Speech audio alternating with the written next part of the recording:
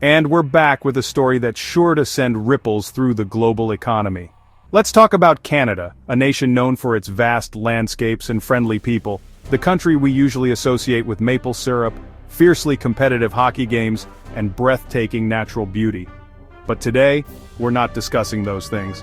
We're talking about something far less sweet: trade wars. On March 4th, 2025, President Trump announced, in a move that shocked international markets, a sweeping 25% tariff on nearly all Canadian goods, a decision that caught many off guard. And that's not all. He also declared a 10% tariff on Canadian energy, impacting a vital sector of their economy. This wasn't a minor tweak or a slight adjustment to existing policy. It was a trade bombshell, a seismic shift that upended decades of seamless economic partnership between the two nations. The US and Canada have long shared deeply integrated supply chains, a complex web of interconnected industries. This intricate system supports millions of jobs on both sides of the border, from manufacturing to transportation and beyond. Suddenly, that carefully constructed system was thrown into chaos, leaving businesses scrambling to adapt. Businesses faced immediate cost hikes as the price of goods crossing the border skyrocketed. Existing contracts became unprofitable overnight, forcing companies to renegotiate or face significant financial losses. The move was abrupt, broad in its scope, and left everyone scrambling to understand the implications and mitigate the damage. Imagine waking up one morning to find your neighbor had built a massive wall overnight, physically dividing your properties. And then, they started charging you a hefty fee to pass anything over it, disrupting your daily life and business operations. That's essentially what happened, but on a continental scale, impacting the entire North American economy. The established rules of trade, painstakingly negotiated over years, were suddenly tossed aside. They were replaced by a unilateral declaration, a presidential decree that changed the game for everyone involved, without consultation or warning. For Canada, this wasn't just a minor trade dispute or a simple disagreement over policy. To many Canadians, it felt like an economic declaration of war, an aggressive act from its closest ally and largest trading partner. The easy, predictable flow of goods across the border, a cornerstone of the North American economy, was abruptly gone. It was replaced by widespread uncertainty and disruption, leaving businesses and consumers alike in a state of confusion. And the world was left wondering, with bated breath, what the long-term consequences of this decision would be. What comes next in this unfolding trade drama? So why did this happen? The White House called it a national emergency, but not for the usual reasons. The tariffs were tied to fentanyl and immigration concerns, not trade imbalances. The logic punished Canada and Mexico economically to force action on these issues. It was a bold, controversial move, using national security as a pretext to bypass Congress and impose tariffs by executive order. This set a dangerous precedent. If any domestic issue can trigger tariffs, what's next? For businesses, this unpredictability is a nightmare. The why was less about strategy, more about using a sledgehammer to solve a problem that needed a scalpel. What does a 25% tariff on Canadian goods actually mean? What are the real-world implications of these trade policies that we hear so much about in the news? What does it mean for you, the average American consumer trying to make ends meet? How does it affect your daily life and your family's financial well-being? It's not just a problem for big companies and multinational corporations. The impact of tariffs extends far beyond the boardroom. A tariff, at its core, is simply a tax. It's a levy imposed on imported goods, plain and simple. And that cost doesn't just disappear, it inevitably gets passed down the line directly to consumers like you, meaning you pay more for the same goods you were buying before. Your purchasing power decreases and your budget stretches thinner. Everything from lumber needed for homes and construction projects, to aluminum, a crucial component in everything from cars to appliances, just got pricier, adding to the overall burden on your wallet. Economic analysts estimate that these tariffs will cost the average U.S. household nearly $1,300 in 2025 alone. That's a significant chunk of change for most families. That's over $100 a month that you're essentially losing to these added costs. That's money that could be going to groceries to feed your family, covering essential bills, or building up your savings for the future. The U.S. and Canadian economies are deeply intertwined, forming a complex and interconnected web. That means these price hikes don't stay isolated. They ripple through everything, affecting various sectors of the economy, from homes, to cars, to electronics, Even beer can see a price increase. Every time a component crosses the border, whether it's raw material or a finished product, the new tax adds up, increasing the final cost of the goods you buy. The result?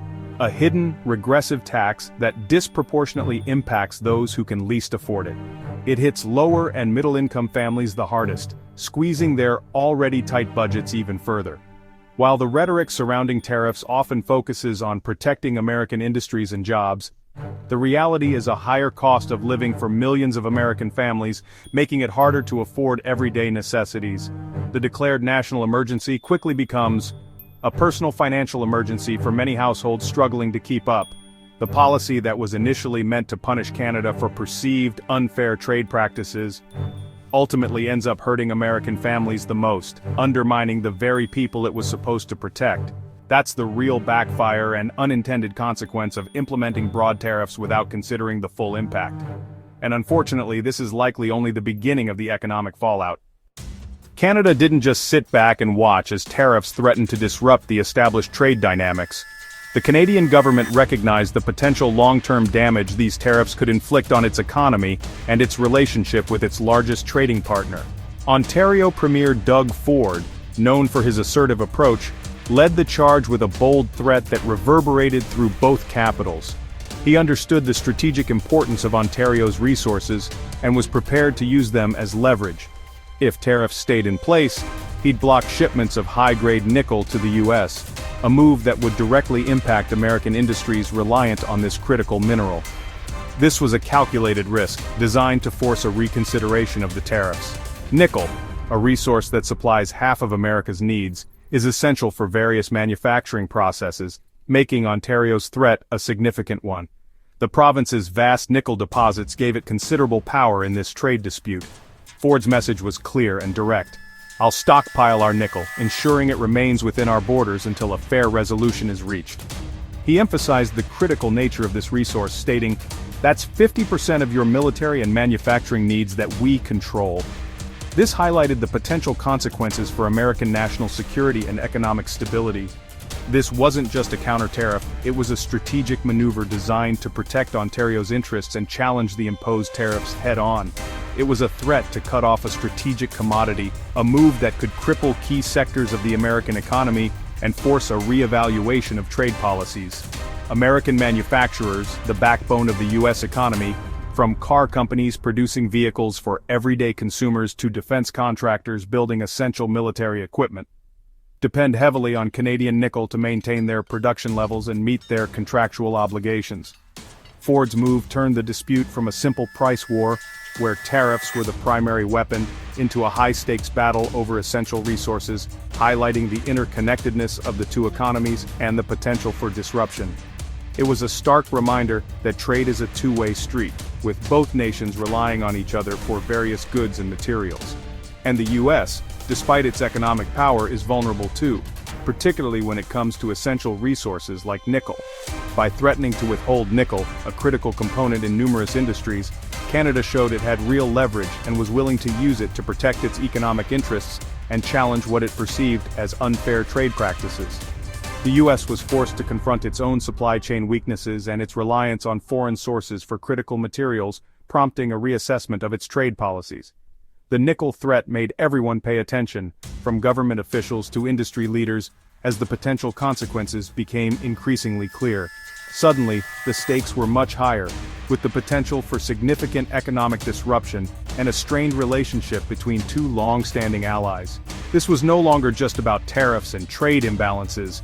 It was about the control of essential resources and the security of supply chains.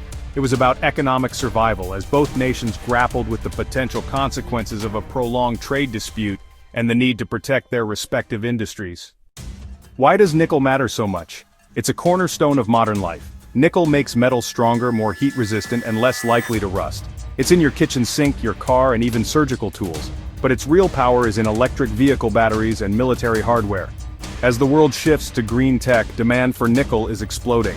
Without it, building the next generation of cars, or fighter jets, becomes nearly impossible. Nickel alloys are critical for ships, jets, and armored vehicles. Cutting off half the U.S. supply isn't just an inconvenience. It's a national security threat. Heavy industry, power plants, and refineries all rely on nickel. It's a building block for the infrastructure that keeps the country running. A nickel ban would send shockwaves through the entire economy. Losing access isn't a minor problem, it's a crisis in the making. That's why Ford's threat hit so hard. Nickel was just the start. Canada's retaliation was broad and strategic. Ottawa announced 25% tariffs on a huge list of U.S. goods, targeting key industries in politically sensitive states. The goal: make American businesses pressure Washington to end the dispute. Ontario ordered its liquor stores to pull American alcohol and canceled a $100 million deal with Starlink. Canada also threatened a 25% export tax on electricity to U.S. states that rely on Canadian power. Tariffs, export taxes, procurement bans, Canada used every tool it had. The message: this trade war would hurt both sides. America's vulnerability is stark. It has just one operating nickel mine in Michigan. But even that mine can't process nickel to the grade manufacturers need. The ore is shipped to Ontario for refining, then sold back to U.S. companies. The U.S. literally can't produce its own refined nickel without Canada. Plans for a new mine in Minnesota are years away. The sudden tariffs turned this efficient cross-border system into a liability. Ford's threat covers not just Canadian nickel, but also the processing of America's own ore. The U.S. can't build key components for its military or green energy sector without Canadian cooperation. This isn't just an economic headache, it's a strategic crisis. The trade war exposed an Achilles heel in America's supply chain. The U.S. is scrambling, but it's far behind. The stakes have never been clearer. If the U.S. thinks Canada has nowhere else to sell its nickel, it's mistaken. Global demand for high-grade nickel is booming, especially in Europe and Asia. Ford's plan to stockpile nickel was a strategic pause, letting Canada pivot to new buyers. Other countries would gladly sign long-term deals for Canadian nickel. If Canada builds new supply chains, the U.S. could lose its privileged access for good. American factories might find themselves at the back of the line, paying more for a resource they once took for granted. The trade war risks permanently redrawing the global map of critical minerals. Two close allies now face a dangerous standoff with millions of jobs and critical industries at risk.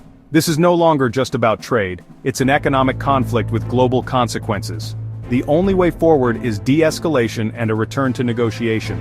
If the standoff continues, U.S. factories could face shutdowns and costs for everything from EVs to submarines could skyrocket. The very industries tariffs were meant to protect could be crippled. This crisis exposes the fragility of global supply chains. Decades of cooperation are at risk of unraveling. The U.S. and Canada stand at a crossroads: repair the damage, or let the conflict spiral. The outcome will shape the cost of goods, the fate of factories, and the strength of an alliance that has defined North America. The world is watching. The next move will decide the future.